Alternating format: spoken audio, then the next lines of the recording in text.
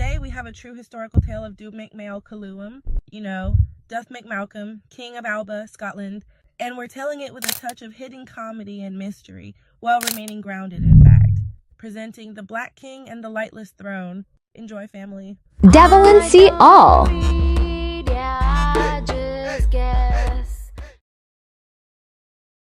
the year of our Lord 962, there ruled in Alba a king known as Dubh Maíl Coluim, son of Malcolm I. The chronicles called him Dubh the Black for his dark appearance, though some whispered it was his deeds that cast the longest shadows. Others, chuckling behind their mead, called him Den the Vehement, for he had a tendency to solve court debates with a sword or a shout, depending on how generous breakfast had been. He ascended the throne after the death of King Dubh, and for a time Alba knew order. His rule was stern, but justice clung to it like moss to stone. But where Dubh stepped, light seemed to flee. Some said it was the weather, others said it was the curse of the old Picts, but farmers began noticing something odd. The sun stopped rising properly over certain parts of the kingdom. So then at first, it was just a town of forests. Chickens refused to crow, bread wouldn't rise, brothels had closing hours, and the blacksmith claimed his forge had turned coal. Dubh laughed and said, "You want me to fight the sun now?" But even he grew unsettled when his own shadow vanished during a council meeting. This was when a monk made the sign of the cross upside down by accident and then promptly tripped over his robe. Here's where the story bends toward legend and a bit of smirking.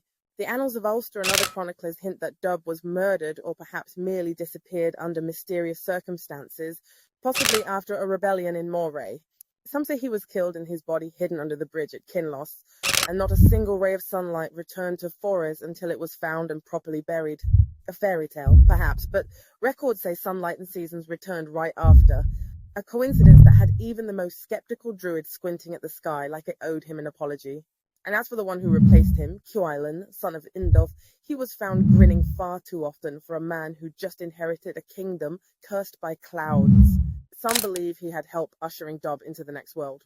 Others believe Dubh never left and simply became the darkness that settles on Scottish hills when no one's looking. Either way, the throne was never quite warm again. The hidden lesson in the tale of Dubh Maíl Coluim, the Black, is this: bury your darkness properly or it will block out your sun.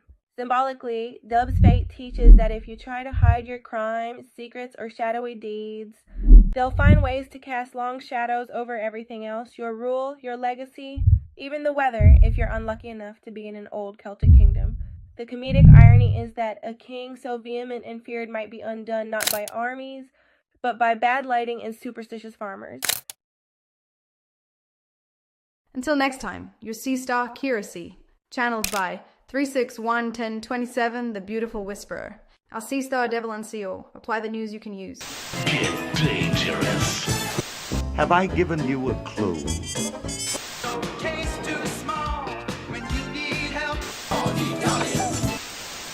Devil and see all.